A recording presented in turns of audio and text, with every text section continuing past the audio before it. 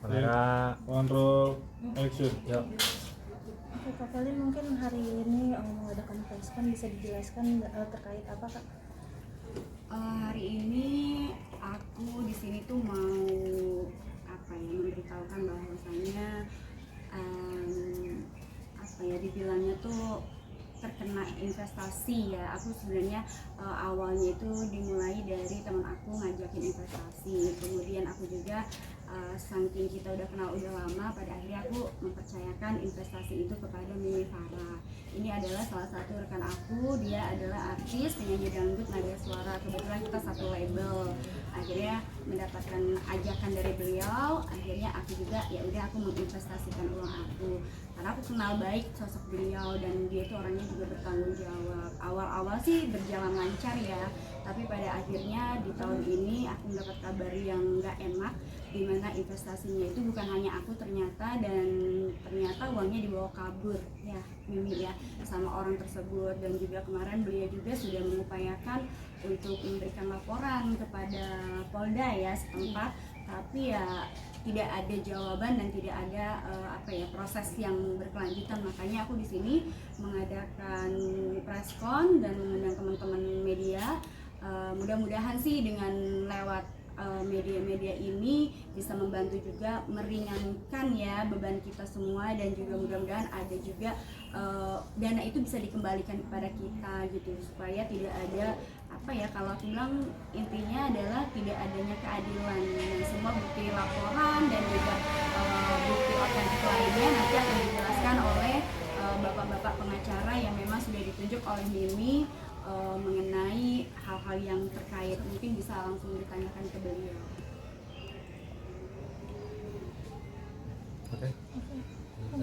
Mungkin Bapak bisa dijelaskan kami proses hukumnya seperti apa, Pak? Ya,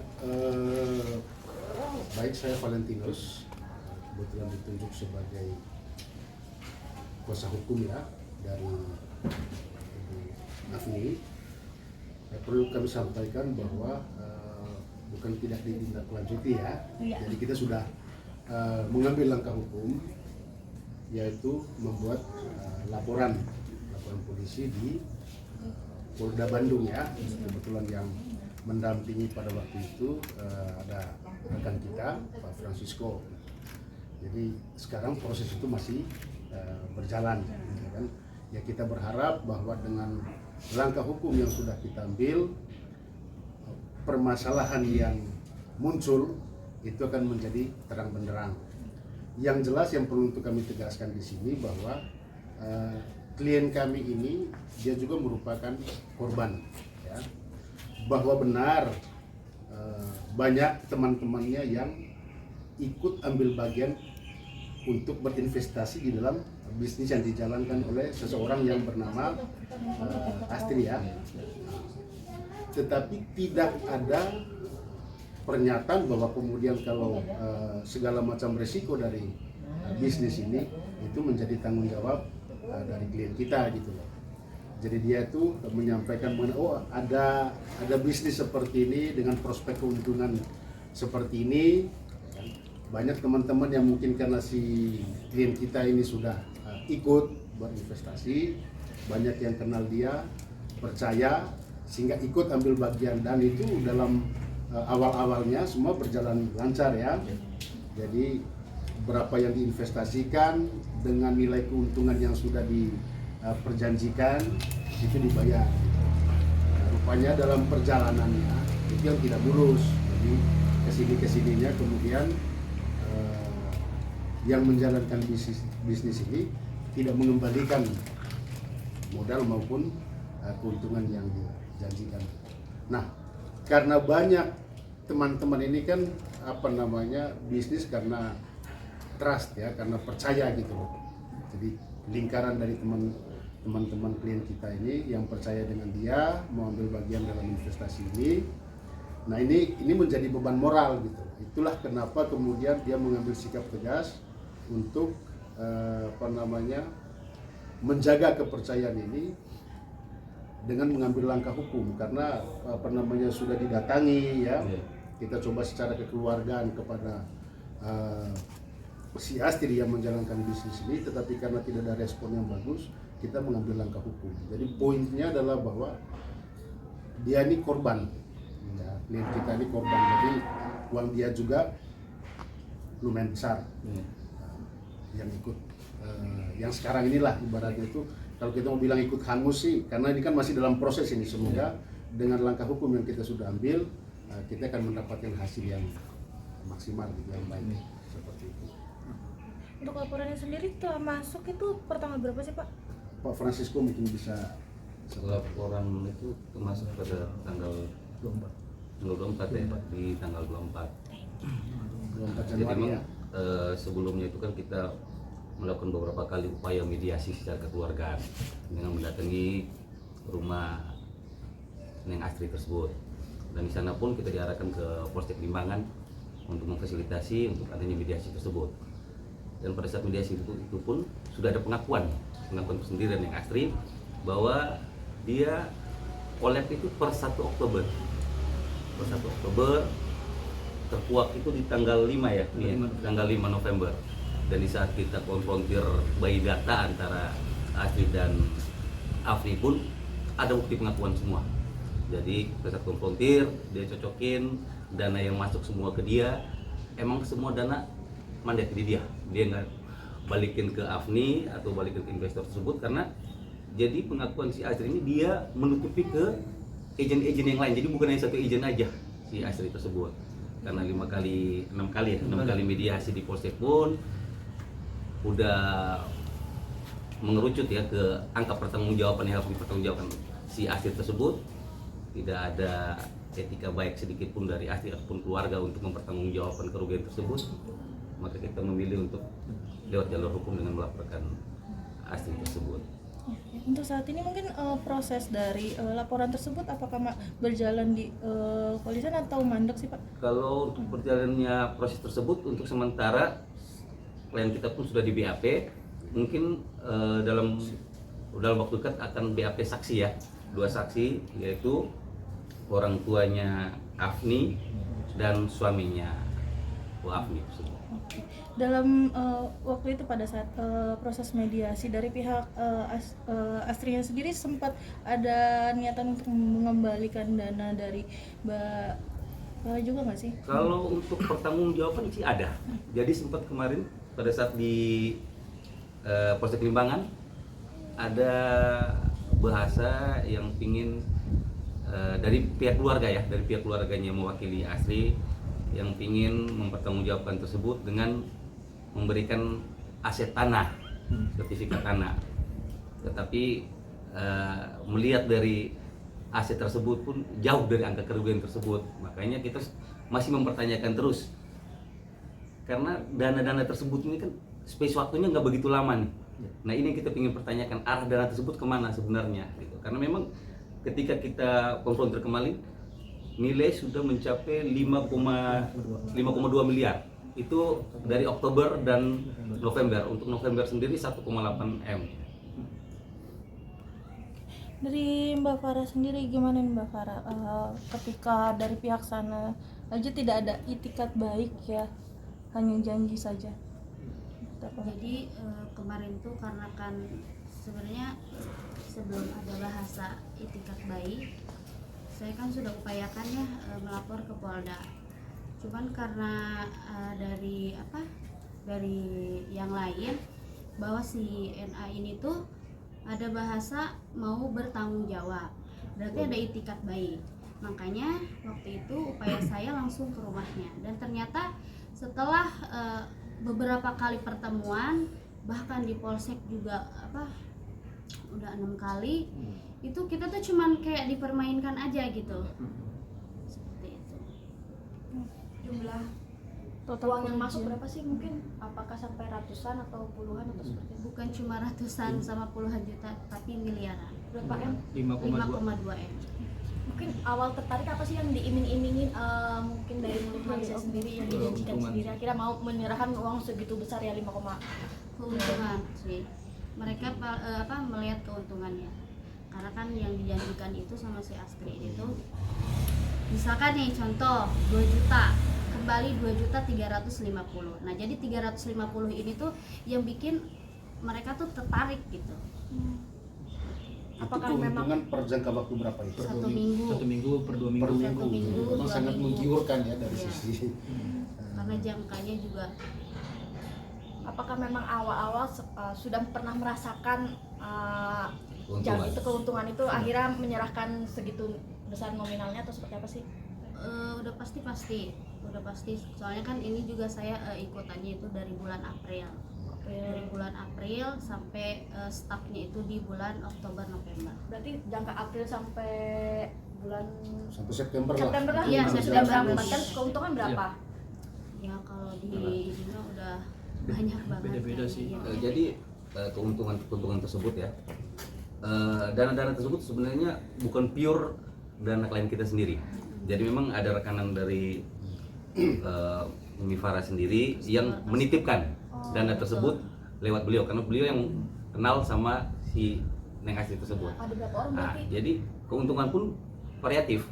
Jadi dia ada yang seminggu, ada yang 2 minggu, Ada yang 1 bulan. ada yang sebulan. Jadi keuntungannya itu berbeda antara dari yang seminggu, 2 minggu sama sebulan. Jadi ketika kita mau merunut total keuntungan yang sudah didapat pun kita harus pilihkan lagi nih dari ketiga item tersebut. Berarti berapa orang nih yang dirimu handle? Yang titip ada 74 orang. 74. Ya itu di saya aja, belum di agent yang lain. Oh, berarti total korbannya sendiri? Ya ratusan lah ya. Ratusan. Oke. Tapi kan artinya kan investasi ini kan sudah banyak ya beritanya, Pak.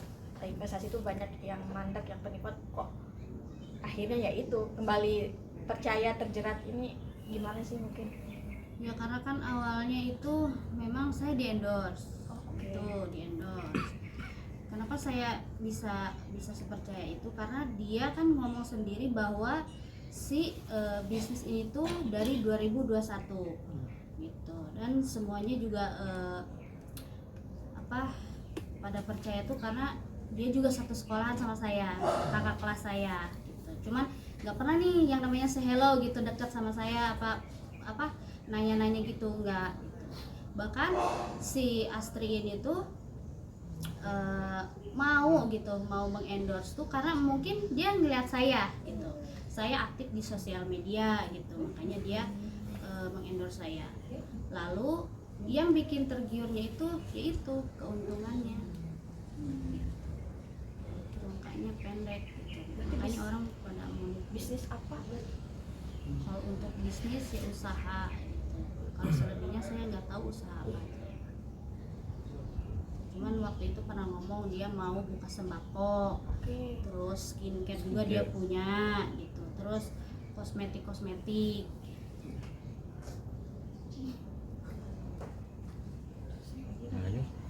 Dari Kavelin sendiri mungkin juga bisa dibilang sebagai korban juga ya. Seperti apa, Kak?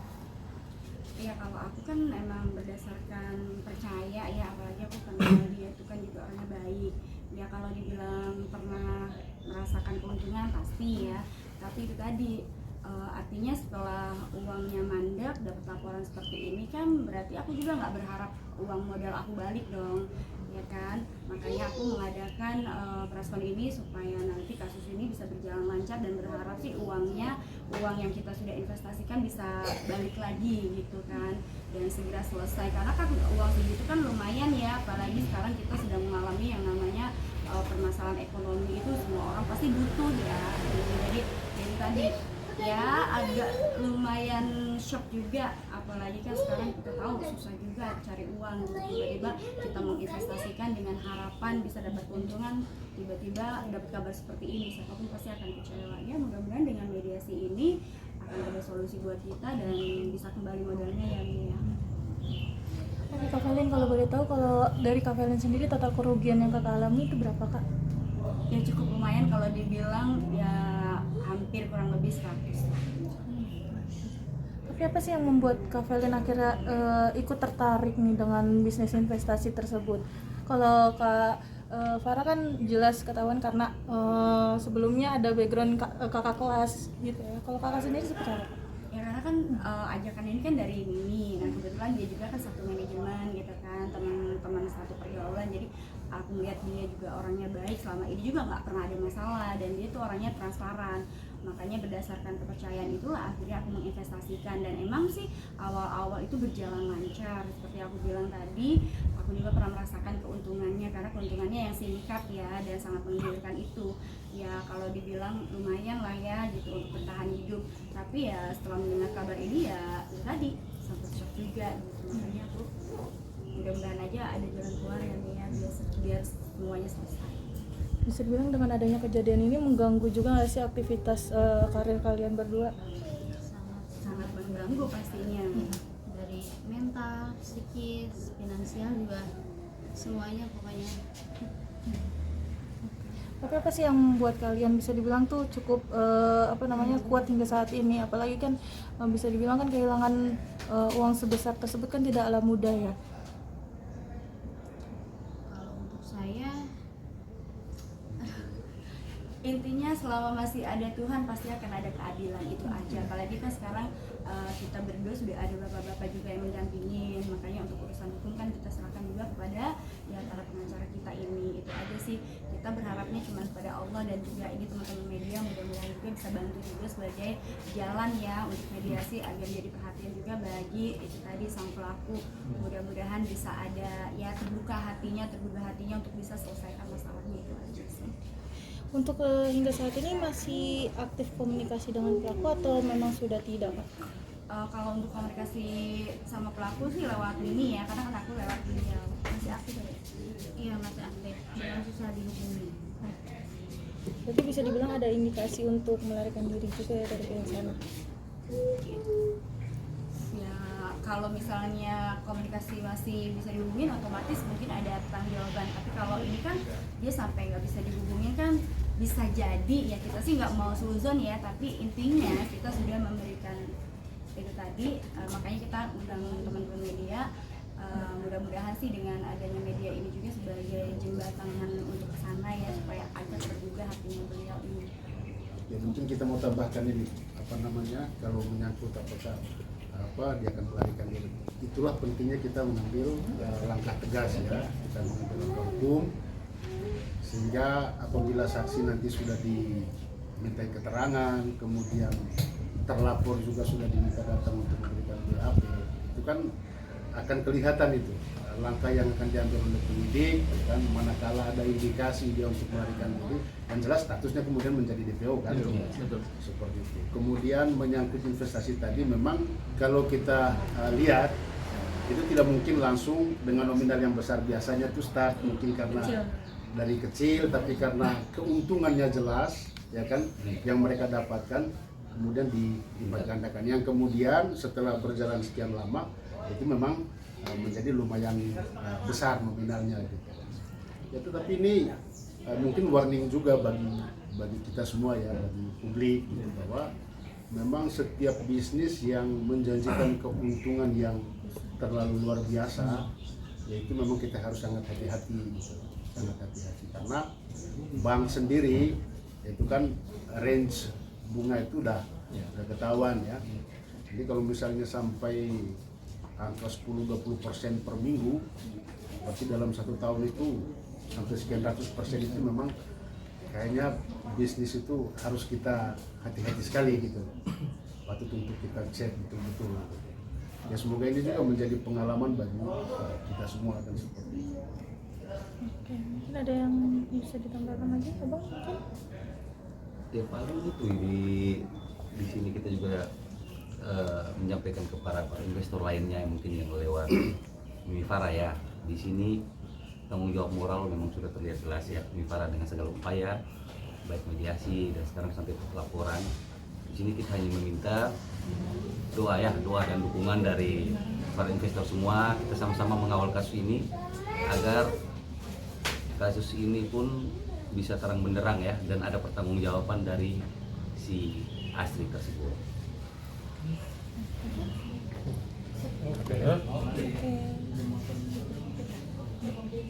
Oke, satu lagi Kak. Harapan. Itu mungkin ada yang ingin disampaikan untuk pelaku. Ya, harapan saya sih mudah-mudahan ya dari pihak berwajib bisa secepat mungkin untuk menangani kasus ini biar semuanya terang benderang dan ada titik terang buat kita semuanya. Itu aja sih harapan saya. Kalau dari Kak Kelin atau Kak Farah? Sama sih, intinya aku pengen masalah ini akan ada kedepannya, akan ada yang tadi terang benderang dan ada solusi buat kita juga, dan untuk tentunya minta pengembalian dana ya kembali ke kita. Oke.